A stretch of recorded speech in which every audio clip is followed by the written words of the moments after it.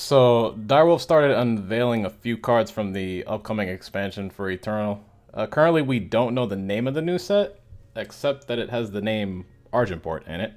But I'll still talk about most of the cards from the upcoming expansion that have been spoiled so far. As with preview videos from the past, I'll only be talking about the cards as far as their use in Constructed, unless the card is absolutely terrible in that format, in which case I will briefly talk about its potential use in the limited formats, which are Draft and Sealed. So let's start with Crest of Order. This is a power card that is always depleted. You gain 1 Justice and 1 Primal Influence, and you Scout when you play it. So Direwolf did confirm when the Dusk Road first came out that the crests for the remaining factions that didn't have them would be getting them in this set. So Crest of Order is no surprise. It's definitely great for Huru. The crests have just been amazing for mid-range and control decks. Huru itself is probably the faction that needs it the least, however, given how much love it's received in the past few months. I'm still happy we're getting this, though. Fire Justice Primal decks need this crest badly. Next, let's talk about Miner's Canary. This is a 2-power 0/4 unit requiring 1 Justice Influence to play, and it has flying. I don't think this has any potential in Constructed. Not because it's an awful card, but because the Constructed decks that could play this simply have much more powerful options. However, I think in limited formats like Draft and Sealed, this is pretty good. Worst case scenario, you need to fill your deck out with additional early drops, and this fits the bill in those formats. It's a good blocker against flyers, which limited is all about. So the next two I actually want to talk about together. And these are Harmless Question and Mindfire. Starting with Harmless Question, this is a 0 power spell requiring 1 Justice Influence to play. You stun an enemy unit.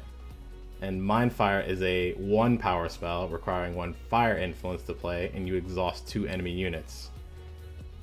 Both of these are low power level cards. It's easy to think, why would I ever play these cards when we have stuff like Rebuke, which is more powerful, and that card isn't even viable and constructed.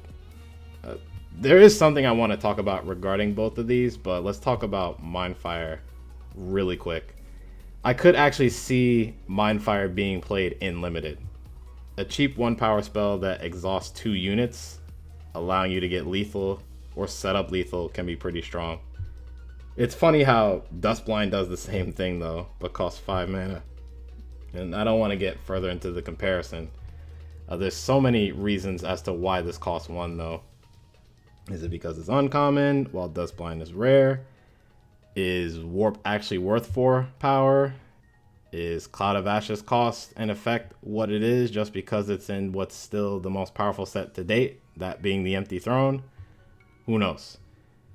On to the main thing I want to talk about. I've been thinking lately about why cards have the effects they have compared to rarity, their cost, and what set they're in. Going back to the comparisons I've made, I want you guys to think about this if you haven't. Direwolf could be making these types of cards with similar, slightly weaker effects in these newer sets because they could be preparing for a rotation of some kind. In terms of these two cards, you have to not only think about what a set rotation does to Constructed, but how Draft and Sealed are going to be affected as well. I always say there's a reason for everything, even if it's not a good reason. All right, next let's talk about Clan Standard. This is also a power card that is always depleted. You gain 1 Primal Influence, and this has Transmute 5, where this transforms into a clan tactic once you reach 5 power. Not much to say on this card, since as of the time of this recording, we don't know what Clan Tactic does. It is cool that we're getting more power cards that don't just give us power, and gives us something to do in a game if we're flooding. It's also nice that this is the same art we saw when Direwolf first revealed the Sealed League, so it's nice to know that this art will end up in a future card. I have to assume this is part of another cycle of power cards, and each faction will get a card similar to this one, since this works exactly like the Monument cards do. Next up is Answer the Call. This is a 6 power spell requiring 2 Justice Influence to play. You play a unit from the top 6 cards of your deck, then play all weapons from among those cards on it and discard the rest. We just got Svetya as a promo card, and now we're going to get another card that reminds me of Divining Rod.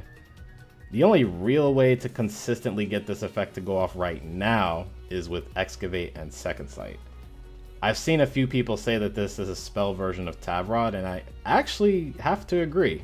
It's obviously not as good as Tavrod, but maybe Argenport midrange wants to up its curve in the future to include a copy or two of these.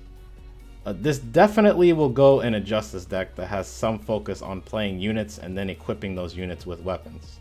No other type of deck would want this. There were a few other cards that were spoiled as well. I want to wait on Lita's Apprentice until there's an official card image, but the card's insane. Definitely the strongest card revealed so far. Unless for some crazy reason they have to change it before release. The Sheep card is very likely a token of some kind and not an actual card, but the art is incredible. I think it's actually the best art of all the spoiled cards so far. But thanks for listening to my thoughts on the spoilers from the upcoming set that we got so far. If you liked the video, feel free to hit the like button. Let me know in the comments if you have any feedback for the content and what brews you guys are thinking about trying when the new set finally drops. I've got other Eternal content on this channel as well, so feel free to look around. Anyway, thanks for taking time out of your day to watch this, and I'll see you all soon. Take care.